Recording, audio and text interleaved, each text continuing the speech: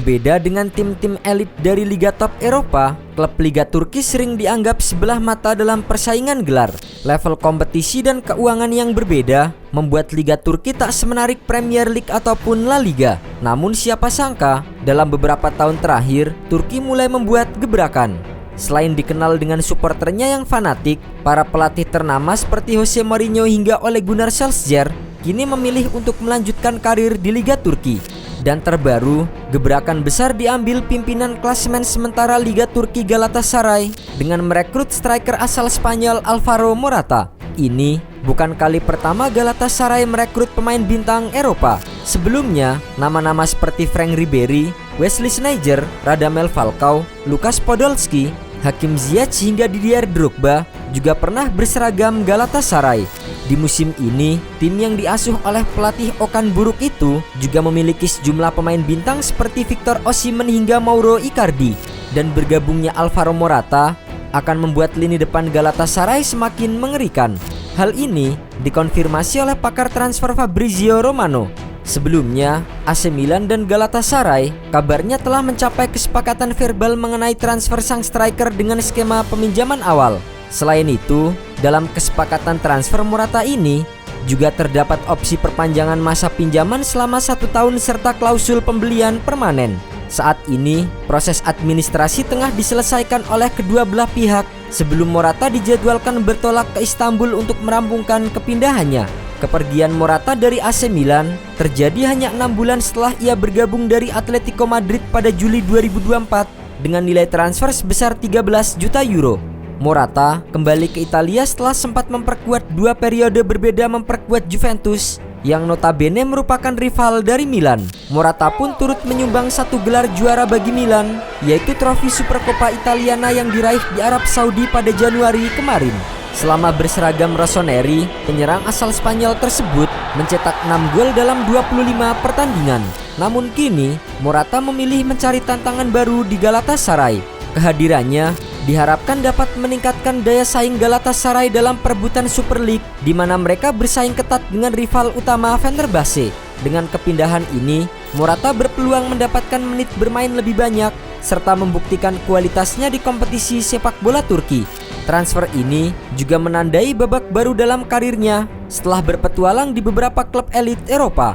Morata yang memiliki pengalaman di Inggris, Italia hingga Spanyol akan menjadi pelengkap trio Osimhen, Icardi dan Morata. Sementara itu, kepindahan Morata ke Galatasaray membuat para fans bertanya-tanya apakah pemain Spanyol itu akan mendorong Victor Osimhen keluar dari klub bulan ini. Namun, Fabrizio Romano menegaskan jika hal itu tidak akan terjadi. Osimhen saat ini dipinjamkan ke Galatasaray dan Corriere dello Sport melaporkan jika Napoli telah menolak tawaran sebesar 65 juta euro untuk mengontrak pemain berusia 26 tahun itu dengan status transfer permanen. Victor Osimhen bergabung dengan Galatasaray pada 4 September 2024 dengan status pinjaman dari Napoli. Sejak kedatangannya, ia memberikan dampak besar bagi tim dengan mencetak 12 gol dan 4 assist dalam 15 pertandingan Super League hingga Januari 2025. Di ajang UEFA Europa League, Osimhen tampil dalam 6 laga dan menyumbang 5 gol serta 1 assist. Sehingga secara total ia telah bermain dalam 21 pertandingan di semua kompetisi dengan torehan 17 gol dan 5 assist. Salah satu penampilan terbaiknya terjadi pada 8 November 2024. Ketika itu, ia mencetak 2 gol dalam kemenangan 3-2 Galatasaray atas Tottenham Hotspur di Liga Eropa. Berkat kontribusinya, Galatasaray kini memimpin klasemen Super League dengan keunggulan 8 poin atas Fenerbahce.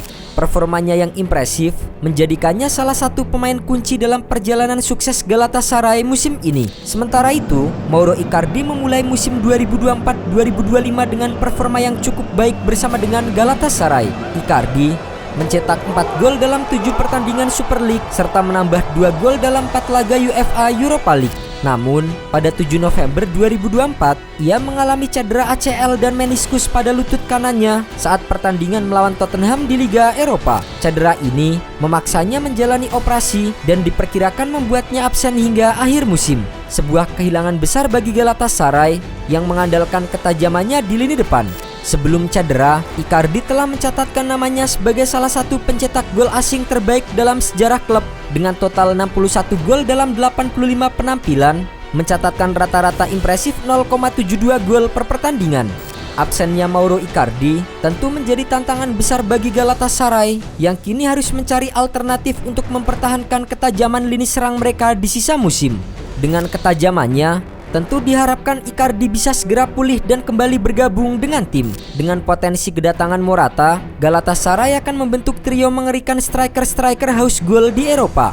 Harapannya, mereka dapat mempertahankan ketajaman di lini serang dan terus bersaing di level tertinggi meskipun tantangan cedera dan kemungkinan perubahan skuad di masa depan.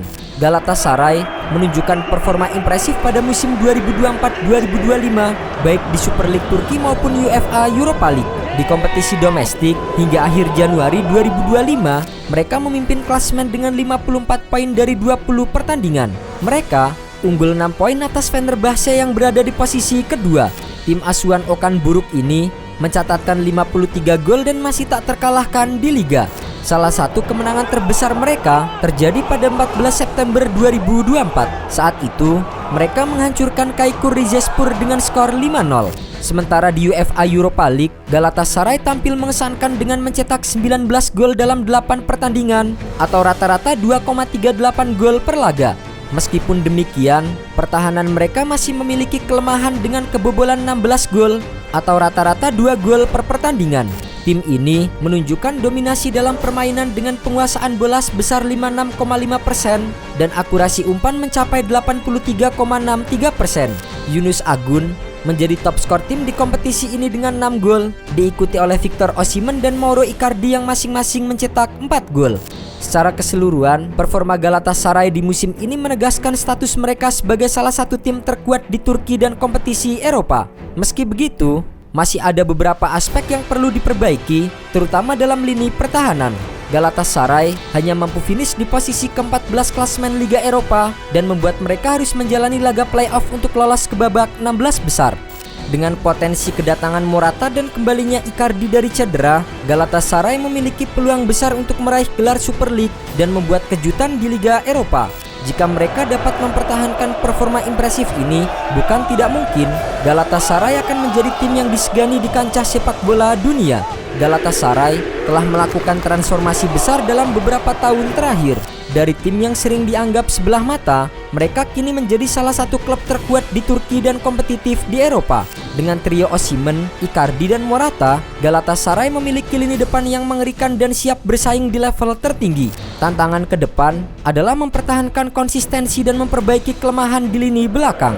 Jika berhasil, Galatasaray bisa menjadi tim yang tidak hanya dominan di Turki, tetapi juga disegani di Eropa.